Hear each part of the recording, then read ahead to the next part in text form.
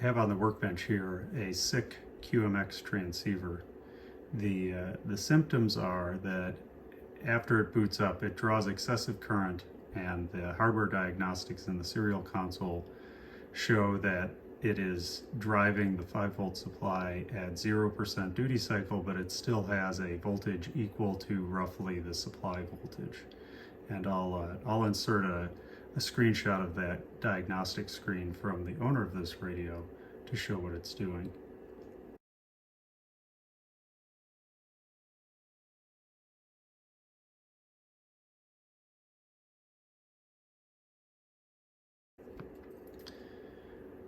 So what I've done to try to diagnose this is first I just looked at the PWM5V signal going into the 5-volt supply, and I found that it is being held high as long as the radio is on.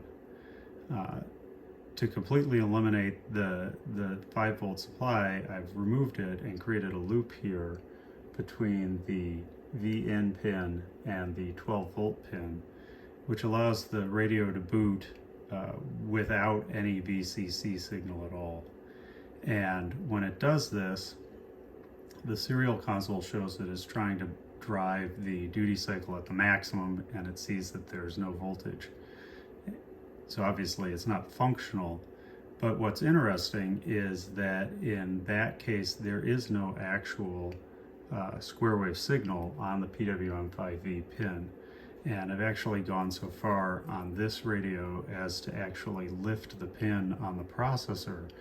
And as I'll show you here in a minute, when you run that on a scope, it's just held high all the time, even though the processor claims in the diagnostics screen that it is driving it at an 80% duty cycle, 87%.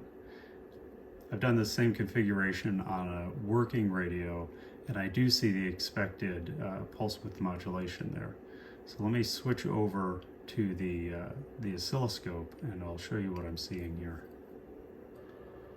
Okay, so here we are looking at the oscilloscope, and if I turn on the power here, you'll notice we see the signal come up, and if we go into roll mode, we can see that it's just sitting here at 2.04 volts, and it doesn't go down until we shut the transceiver off. It was doing the same thing when the pin was actually soldered down, but in this case I'm measuring the pin with it lifted so that there's no chance that something could be interfering with the signal. If you give me a second, I'll set up my working radio that's configured exactly the same way and show you what I see there. Okay, so this is a working QMX.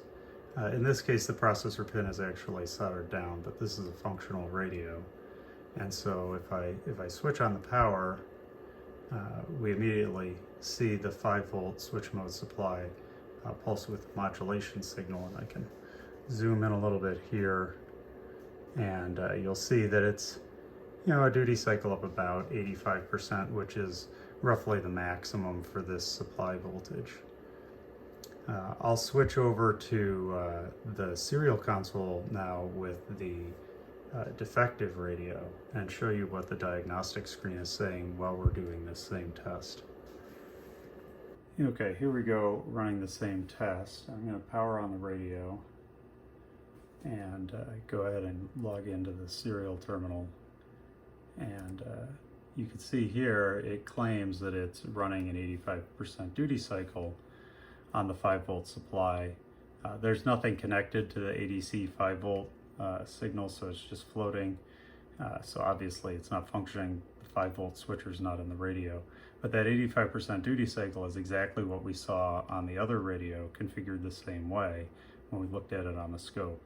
But on this radio, what we're seeing is that I think it's pin 24 on the processor. The PWM5V pin is just steady at 2 volts. So with the pin lifted, I'm not really sure what the problem could be other than a defective processor.